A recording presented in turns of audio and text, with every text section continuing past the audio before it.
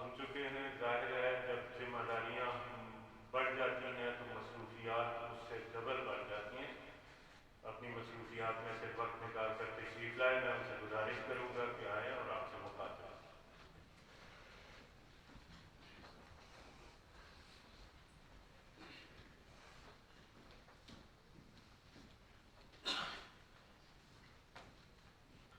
بسم اللہ الرحمن الرحیم وبہ نستعین.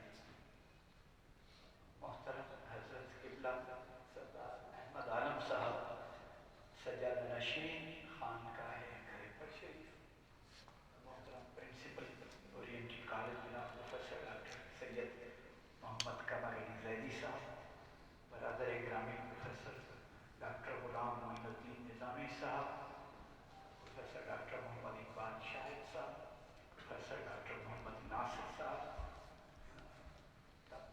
پروفیسر ڈاکٹر شعیب احمد صاحب، محترم سامعین اور کوئی ہے تو عزیز طلباء و طالبات.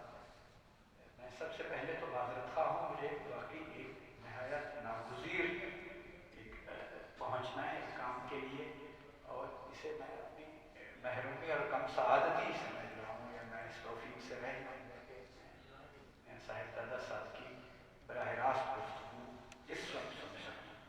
ادروائز میں ان کی گفتگویں مثنوی شریف اور دیگر عارفانہ موضوعات پر یوٹیوب وغیرہ سے سنتا رہا ہوں. ہمارے بہت سے دوست ان کے مرید ہیں.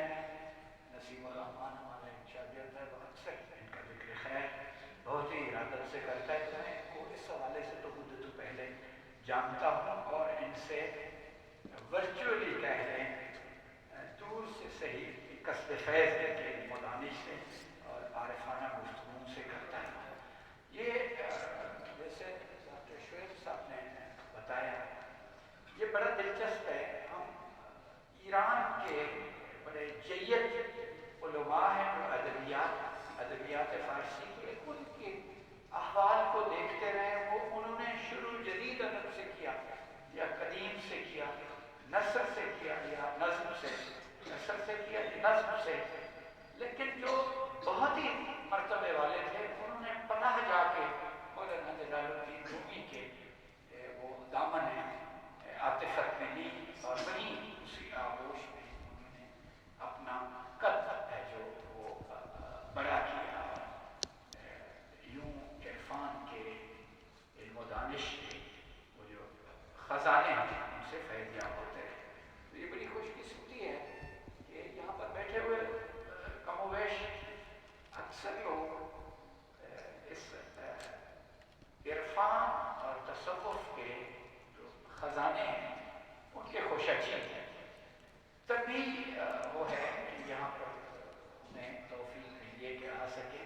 میں فیہ وافیہ کے ایک وہ جو ملفوظات ہیں ان کو ایک شروع ہوتے ہیں ملفوظ، تو اس میں ہے ہر چیز را تا نہ جوئی نہ یابی. مولانا رومی نے لکھا ہے، فرمایا ہے ہر چیز ہمیں چیز را تا نہ جوئی نہ یابی، جزن یار را تا نہ یابی نہ جوئی. یہ توفیق ہے، وہ توفیق بنا کہتے ہیں دل میں ٹھکانہ نہیں ملتا، نقشے کی مدد سے یہ خزانہ نہیں ملتا.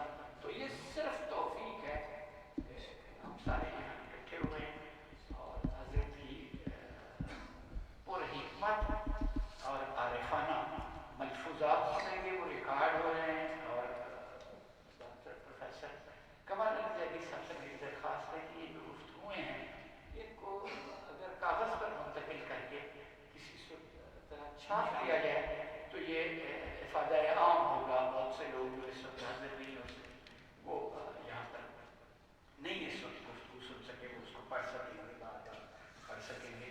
تو میں معذرت خواہ بھی ہوں اور بہت شکر گزار ہوں اورینٹل کالج اس حوالے سے. آج خاص طور پر اس کی خوش قسمتی ہے کہ ایسے عظیم عارف یہاں آئے ہیں جو آپ سے گفتگویں بھی کریں گے اور جن کا فیضان نظر بھی آپ سب تک پہنچے گا. میں زیادہ وقت آپ کا نہیں لیتا. میں درخواست کرتا ہوں، یہ لیبرٹی لینے والی بات ہے کہ اصولت تو مجھے یہ گفتگو یہ